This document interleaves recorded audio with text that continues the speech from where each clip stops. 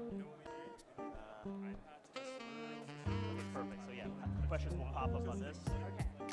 And then basically we're just gonna, it's gonna be 40 minutes for discussion followed by 5 So minutes as of soon questions. as that goes down to like 0, basically, we can stop the countdown. Yeah, when I'm We're gonna be on 45. I'm gonna set it to 45. Okay. I'll ask you. Okay, that sounds good.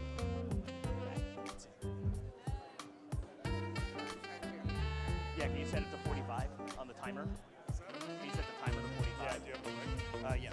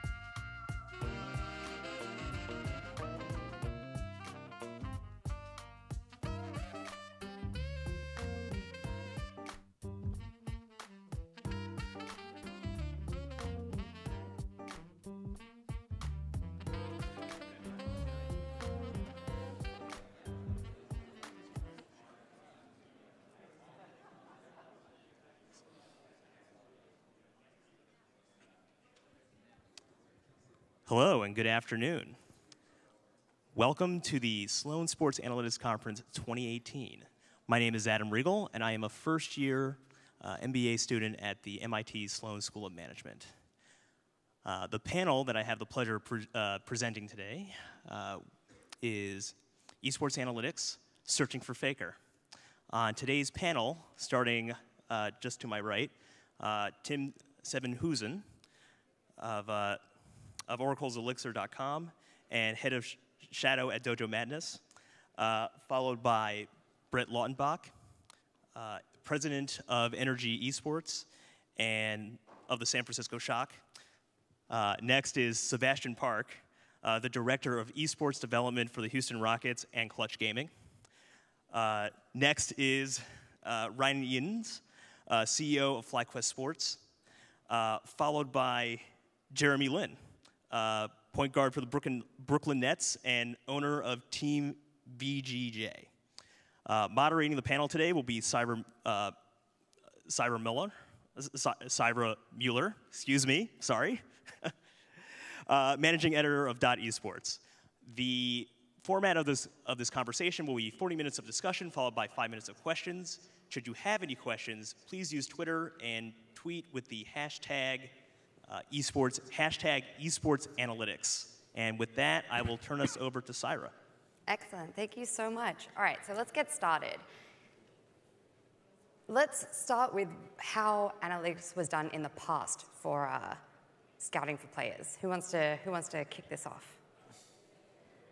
Seb, calling on you. So I mean, the short answer is it wasn't, right? Like the Dan Szymborski, who writes for ESPN and does a lot of baseball analytics, described esports as the age of hucksterism, where you would find players by playing with them in pickup games or pubs, and they would crush you, and you'd be like, well, he has to be good to be able to beat me. And then you would add him to your team, and then you would start your own team. And that's sort of how player scouting looked like initially.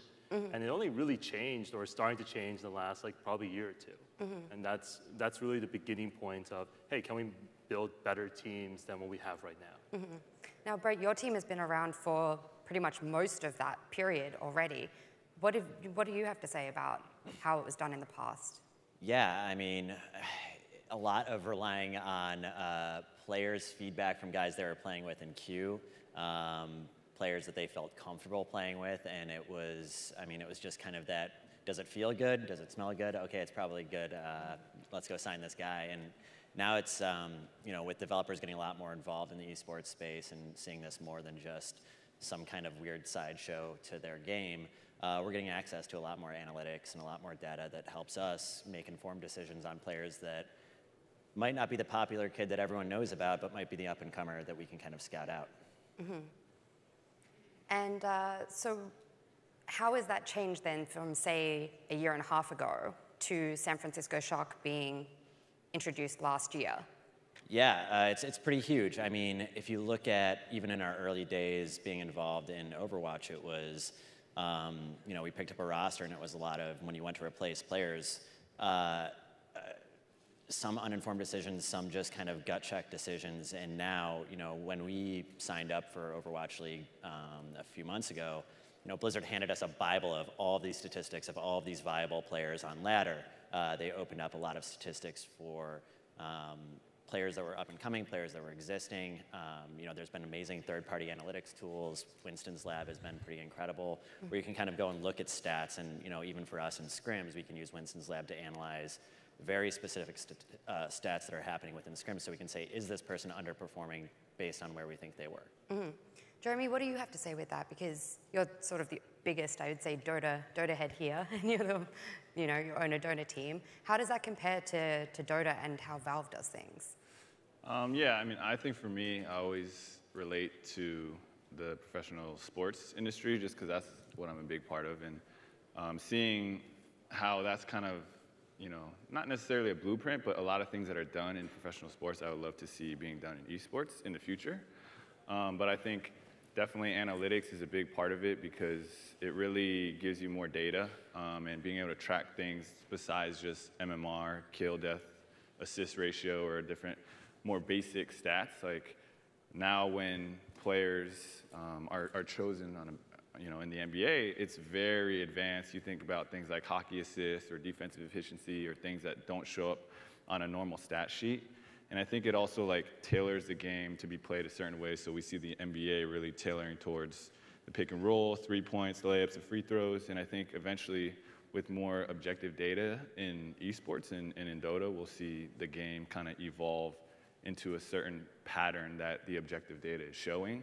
And then I think you have a better chance of scouting players. I would think the beautiful thing about esports is everyone's underneath, everyone who plays Dota plays in the same place. Mm-hmm. So you can track it much more easily than sports. Like a kid in Europe, you can't really track if you're over here. And so I think that's the advantage is getting everybody under the same roof and then really being able to see who is a great support, who is a great tank, things like that. Mm-hmm.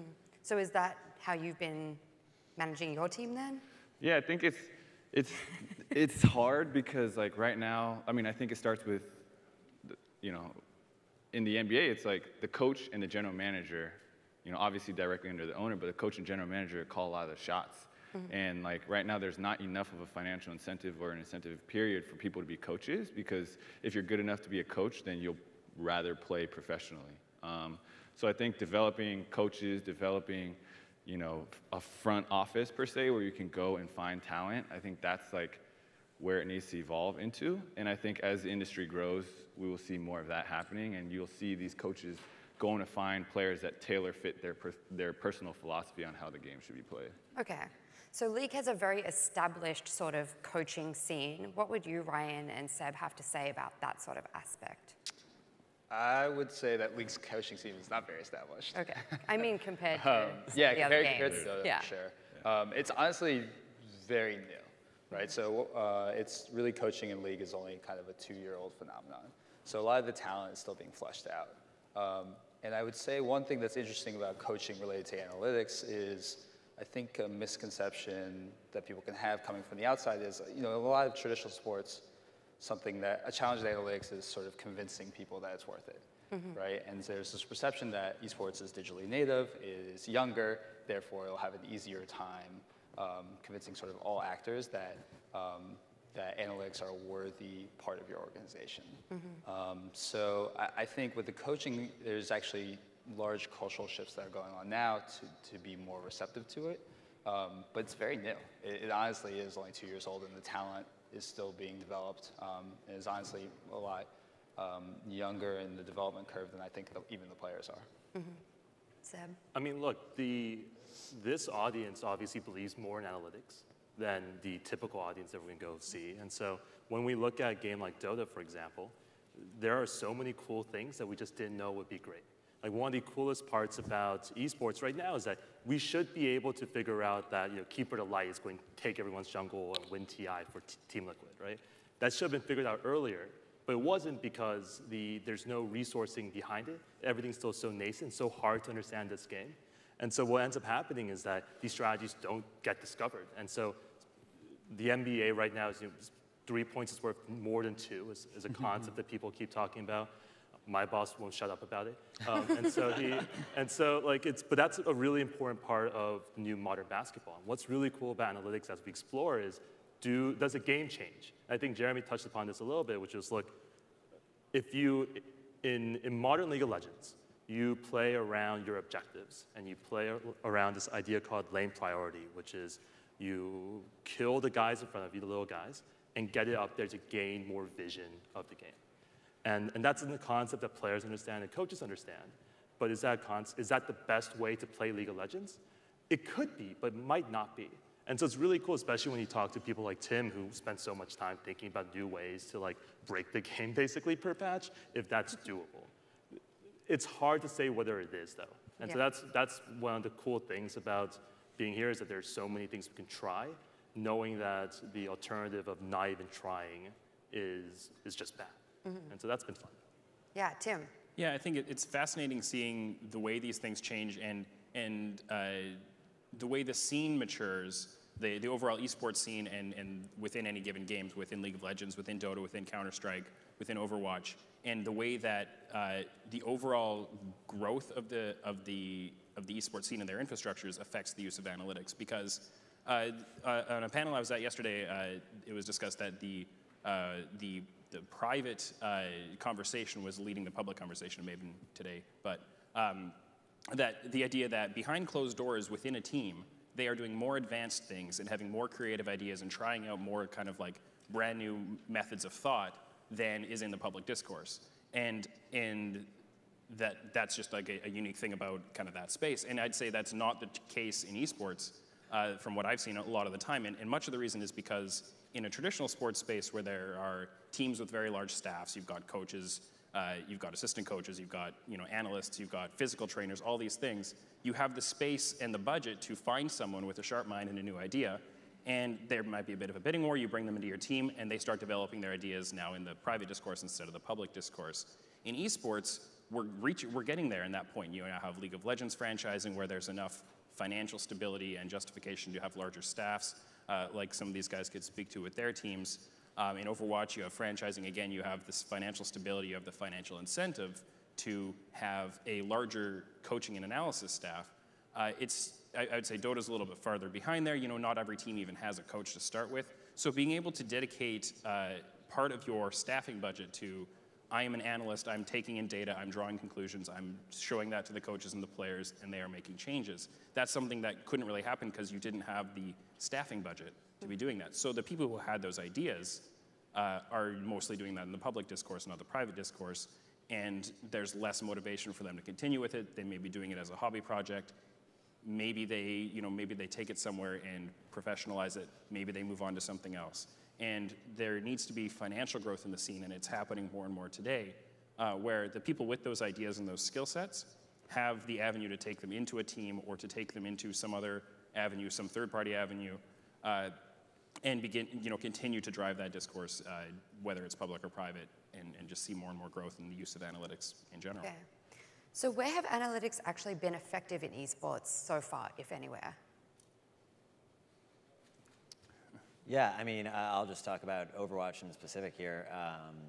Being able to kind of look at the large cases map to map, game type to game type in terms of hero selection, I mean, even outside of just player selection. I mean, these are the things that we're looking at every day, saying, okay, great, we just started the second stage of Overwatch League this past week, and there was a huge, huge meta shift coming into that. And we had pretty much a week to prepare for that, and that meta has been live for an average player for about a month. So we have a month's worth of analysis and data that we're able to pull off of third-party sites and from Blizzard saying, okay, these heroes are having a certain success rate on these maps that we're going to be playing, and that is hugely valuable to us. We're not going in blind then suddenly with a week being like, okay, great, we can try out as many strategies as we can in a week when we have 8 maps to prepare for, 2 different teams with different styles. It really shortcuts us in a huge, huge way to be able to look at this huge swath of information and make educated decisions on where to prioritize. Yeah, I describe it as there being usually 3 kind of broad use cases for analytics and esports. And what Brett is talking about is kind of the understanding of the game itself.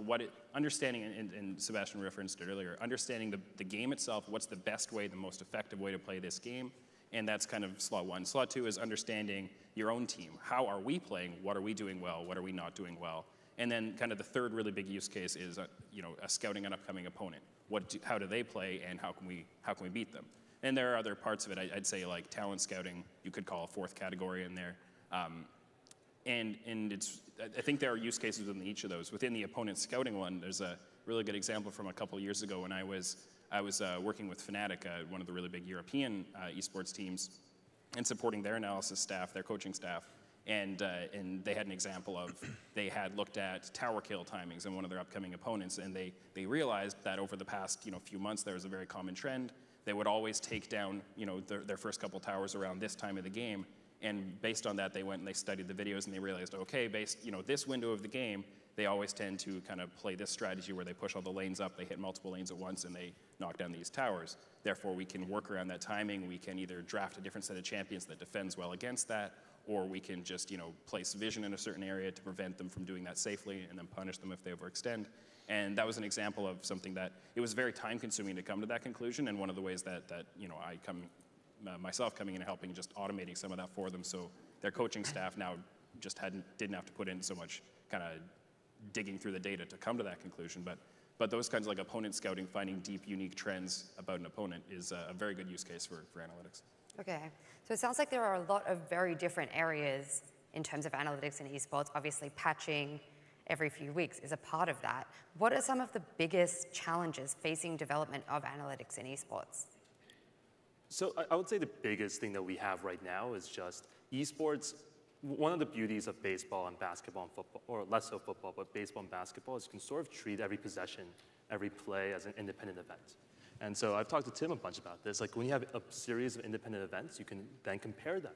And you can see how they're doing here and here, how they're doing on another patch, or how they're doing in this situation or that situation. One of the hardest things that we've seen in almost every esport, with the exception of 1 or 2, is that what happens in the first 3 minutes really affects what happens in minute 5 and minute 10 and minute 20, and how do players adapt to that. And so one of the biggest challenges that we've seen so far is just how do you tease apart the dependent variables to have like really good independent variables. There's some really great websites that do it already, to a certain extent, right? So I think so like Dota Buff is a great website for really seeing how you play in your own public games. Hey, is this working for me or is it not working for me? And for me, it's mostly not working. But for professional players, it's mostly working. So you try and like get that to be removed.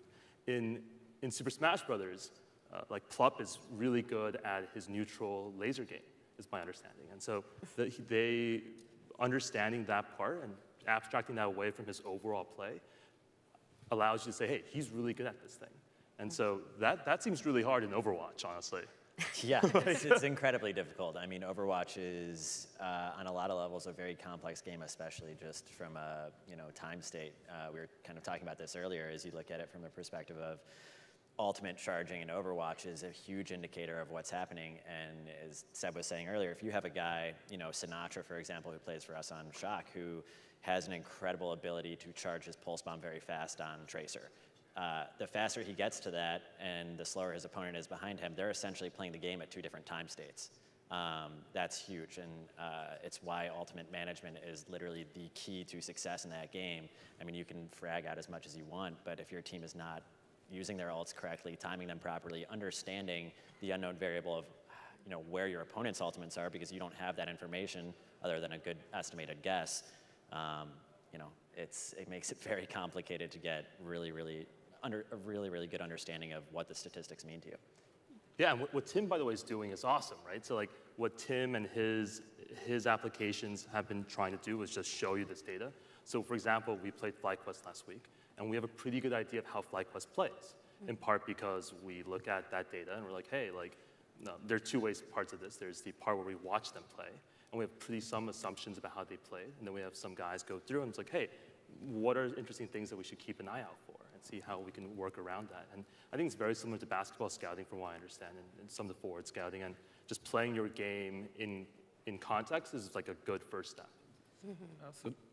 I also think one of the tough things is that, like in basketball, there's so many leagues underneath. So if you're a kid growing up, you know, you don't just go to the nearest outdoor park and play. Yes, you do that, but you're also part of the AAU, then you get to the college scene, and so you're constantly getting measured, tracked, there's analytics, there's things that scouts are constantly looking at, and so you develop over time, and as you develop, they see that. Then you get to the pros, there's the minor leagues or the NBA G League, different things like that, and again, you're seeing how players fit into certain systems, you're seeing how they fit into the pro scene. If you take the world's best 450 basketball players, they won't be the 450 players in the NBA, because not everybody in the NBA gets to play that role that you would in pickup, and the game is extremely different.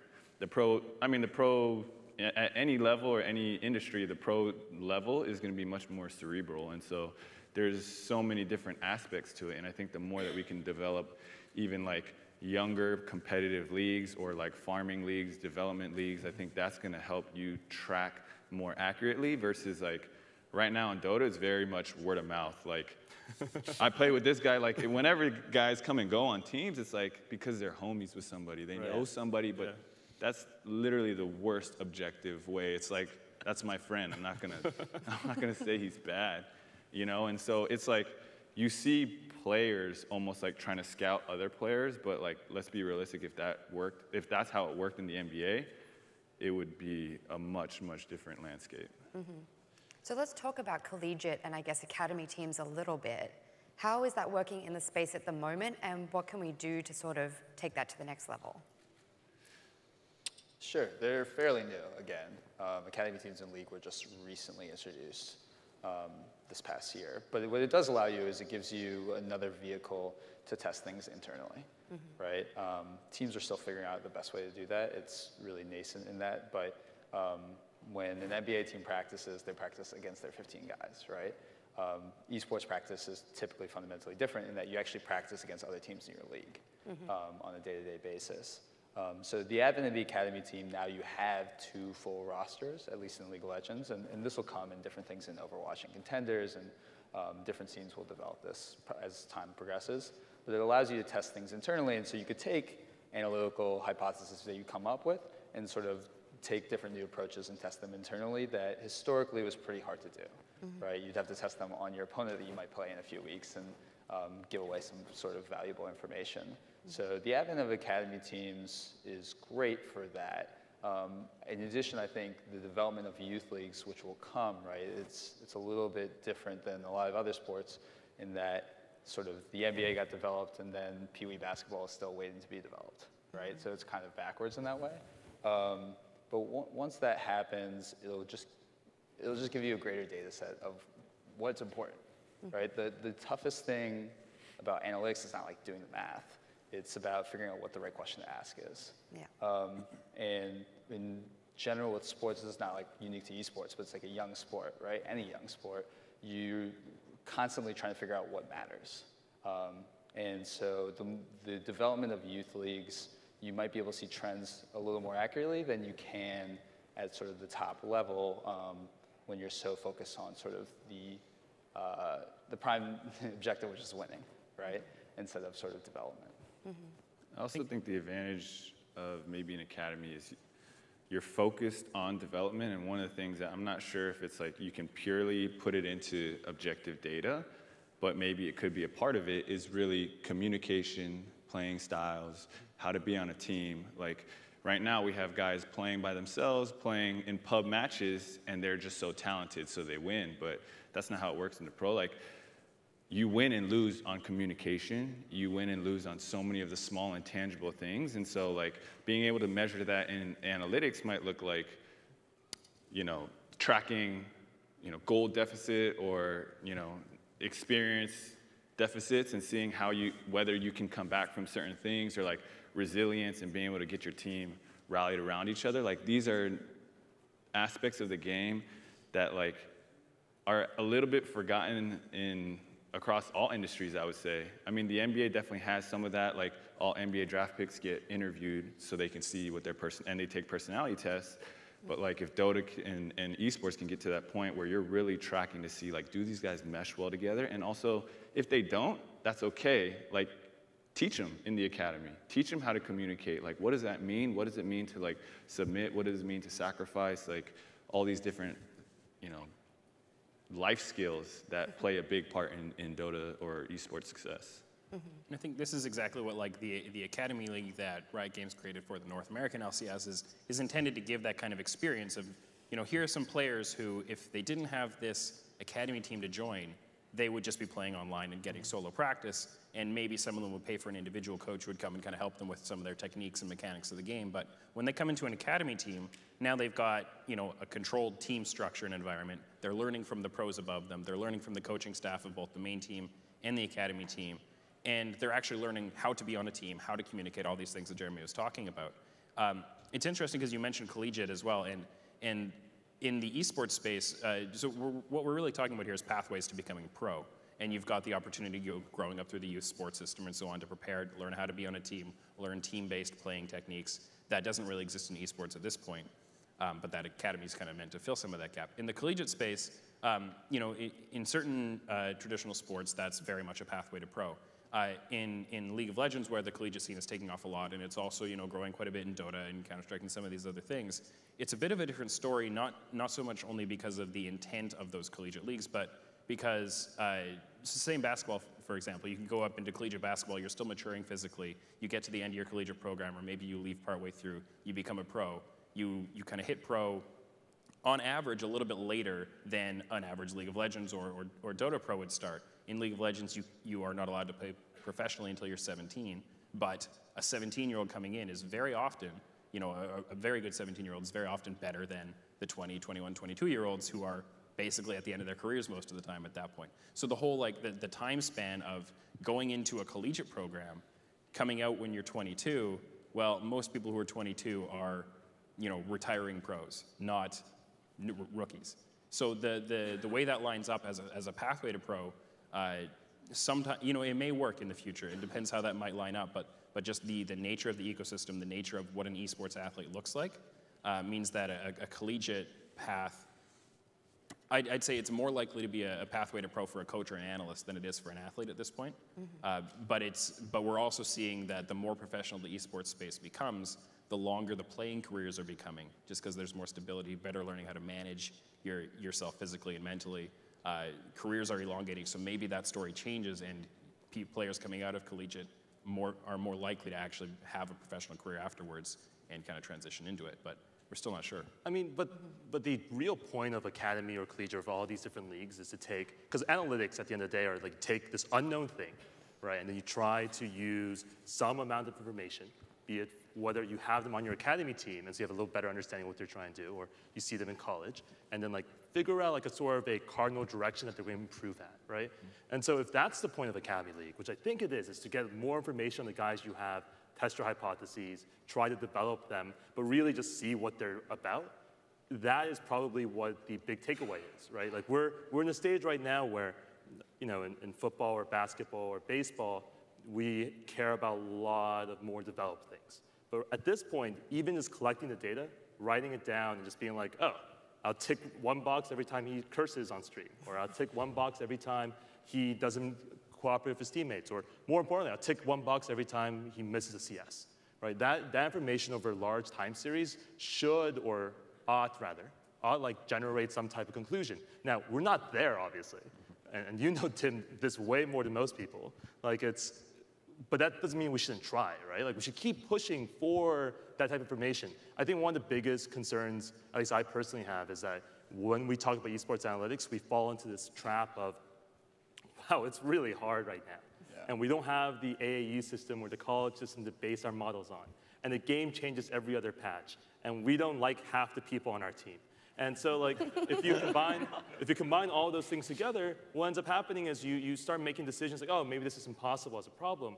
But realistically, like having coaches and staff and front offices who have the financial backing to think critically about something and then ask those questions has been super helpful. Like, does it matter to last hit in Dota?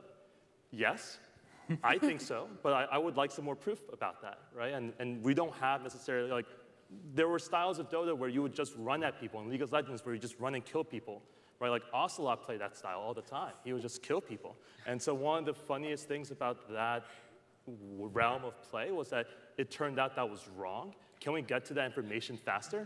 Like, I don't know. So you're a lot like your boss.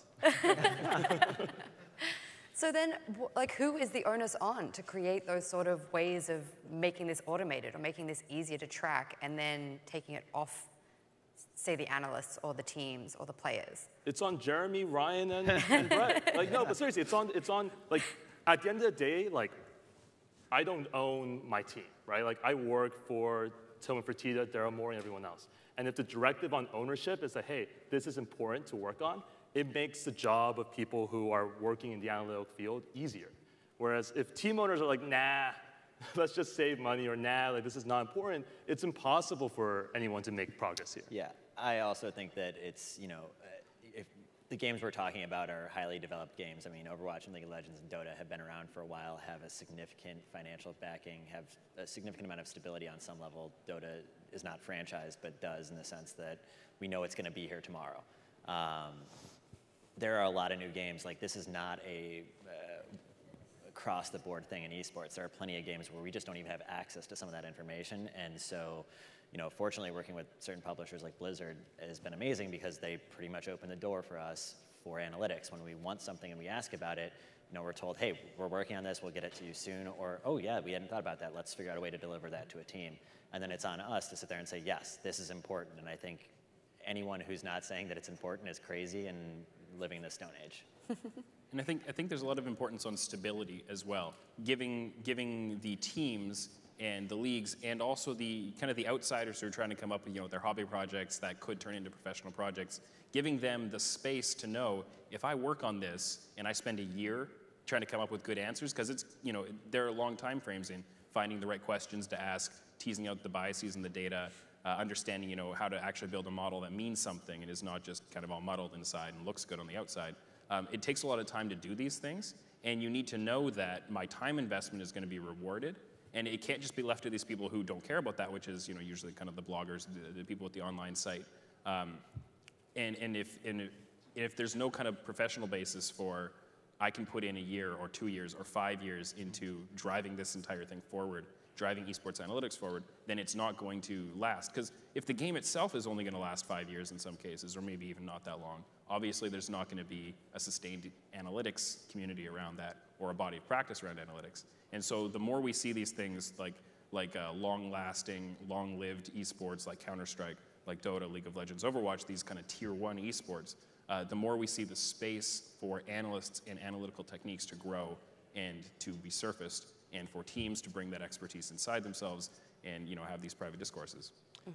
But it's not on any particular party, right? It's yeah. not, there's plenty of incentives to do it, right? You could be a third party who's trying to sell it to teams, kind of like Tim. Or you could be a team, and it could be your way of, you think that it's worth it to gain a leg up in competition, right? Or it could be a league, and you think that enabling your teams to have access to these things is going to create a higher level of play, which will drive greater engagement in your league, right? I think there's plenty of incentives in place. I don't think it's on any particular group to develop it. It's just an opportunity, right? And there's a lot of opportunities, and we have limited time and limited resources. So it's kind of just a decision, if your organization, is it worth it to pursue? Is this worth my resources? Is this the greatest return on my resources? I think everybody on this stage is probably in the mindset that it is, right? Since they're here and they obviously value analytics to some degree.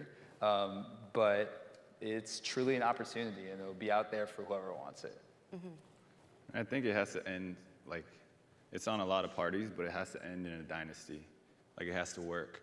I think the thing that will, validate it all is one team winning year after year after year, or being really good year after year after year. That's the only time where really the whole industry will say, what are they doing? Because right now, with TI, the internationals, it's like if we have different teams winning every year, it's just like, well, just be the best this year. But if one team is continually like making it, doing really well, everyone, I mean, it's, they always say the NBA is a copycat league, but I think this world is a copycat world. Like, whatever they're doing, we're gonna go and chase. And I think that's where like the validation of analytics may come much later, because once you have that data, it doesn't mean you're gonna know how to apply it, figure it out, build the team, and see it all like overnight. It's gonna be a process, but it should end with some type of dynasty.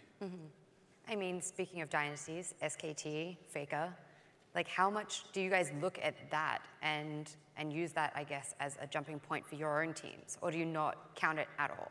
I mean, I would love to have a team with Faker on it. I'd love Wouldn't everyone? I'd love to have a Dota team with Arteezy and Sumail on it. And I'd like to have a Smash team with Hungrybox and who's Armando's number 2 right now, right? Yeah. Yeah, those guys on it, right? I think the takeaway is that like to get to that level, because you don't necessarily have those guys, you got to take bets. You have to figure out if there are any people out there who you can like proxy their skill.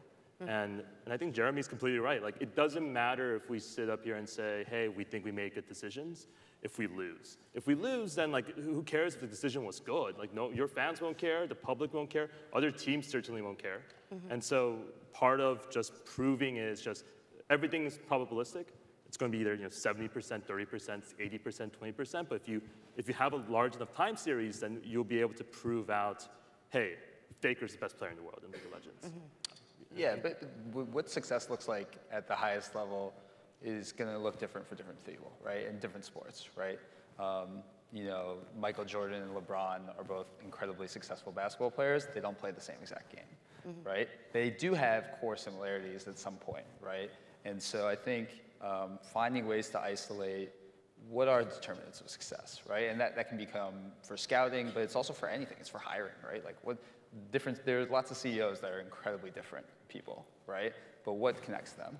And so I think when you're evaluating top talent as a basis for evaluating future talent, it's more about looking at it's even better to look at like 2 fundamentally different guys that are both very successful and what connects them, right? And so in using analytics to do that is super valuable if you can do it. It's like a great bridge, especially to justify your hypothesis. Yeah, I mean, when you're just thinking about people like Faker, I mean, it's obviously going to depend a lot also on the type of game you're playing. I mean, one of the things we talk about in Overwatch specifically is, the context around every single player. And we look at somebody like Jay Jonak, who's an incredible Zenyatta player and arguably one of the best in the league right now. One of the things and reasons why he is because he has an incredible tank line and incredible peelers who make space for him constantly. And sometimes we overlook this contextual stuff when we look at statistics and say, oh no, he's just hands down the best. I'm sure there's guys out there in this league that are pound for pound just as good for him, but their team is just not playing around them or enabling him in that way, or that's just really not their focus. Their focus is, hey, as opposed to enabling our Zenyatta, we're going to be really, really dive heavy and trying to attack different objectives. That's a huge, huge part of this, and I think when we're just evaluating players in kind of isolation, especially in Overwatch, it becomes difficult because you have to really think of the context of the rest of the team and everything else that's going on around them. So obviously something that's different for esports compared to traditional sports is that these games are owned by a specific entity, right? You said that Blizzard gives you fairly good access to all of their data. How is that for, say, Valve or Riot?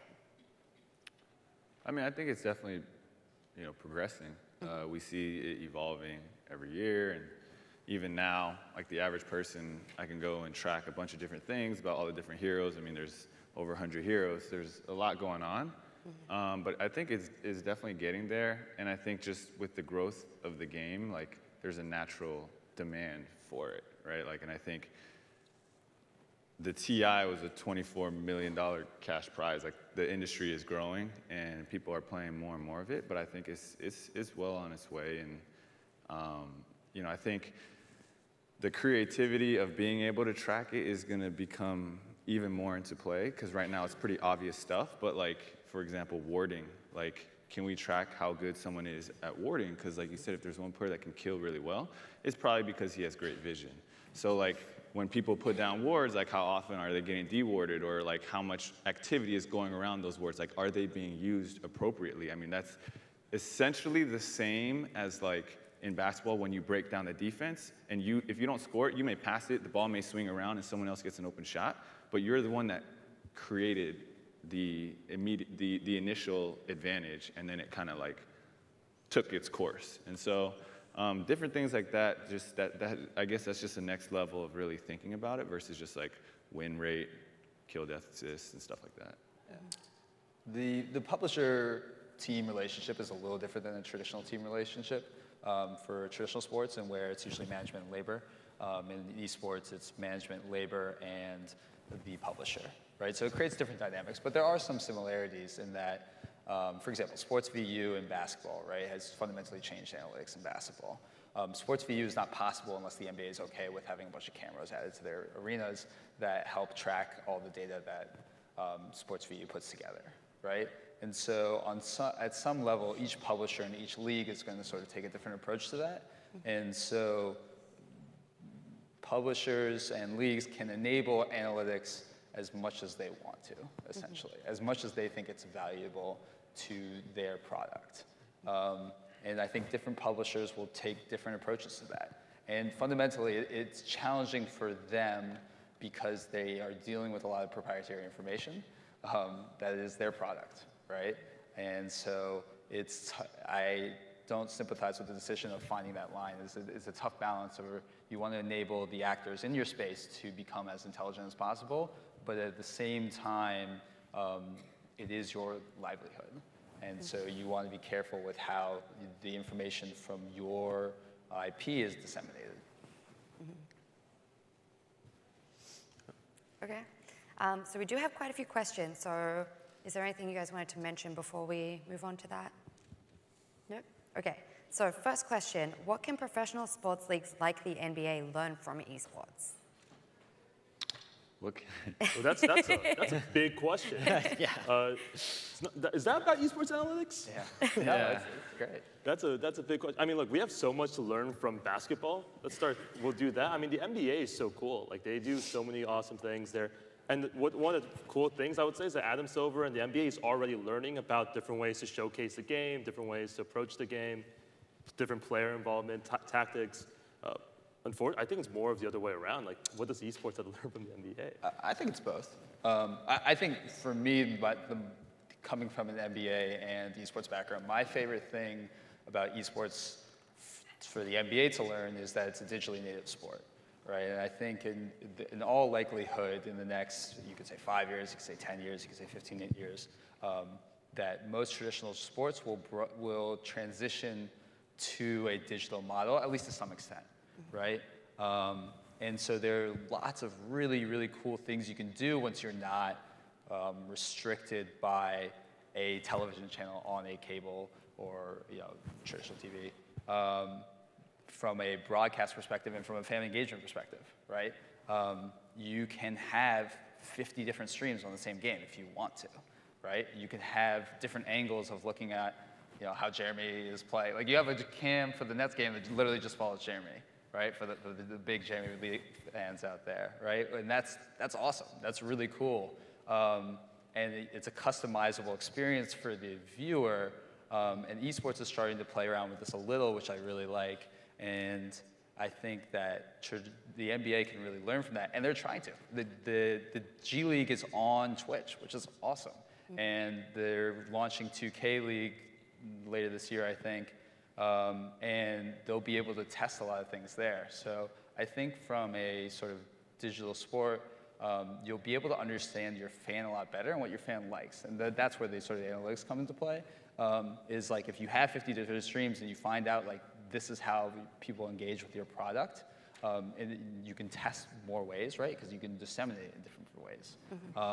And that's super exciting. Like, that's awesome. That's like, and that's something that esports can be a leader on, because it's already sort of entirely digital. I think another thing would be the viewing experience, not just the method by which it's relayed to the viewer, but the on-screen information. When you watch any esport, somebody who's never really played or watched esports before is going to be very overwhelmed by the amount of information on screen at first glance, probably. But I think esports fans who watch will see, all around the edge of the screen, there's going to be all kinds of numbers and icons and symbols and things. And I think probably the ideal circumstance lies somewhere in between kind of the traditional sports, very minimal, in most cases, very minimal on-screen information versus the esports very heavy on-screen information. You could probably find something in the middle, but I think what esports proves and the viewer engagement with it is that you can have more information on screen and viewers enjoy seeing it and are able to process it without feeling overwhelmed.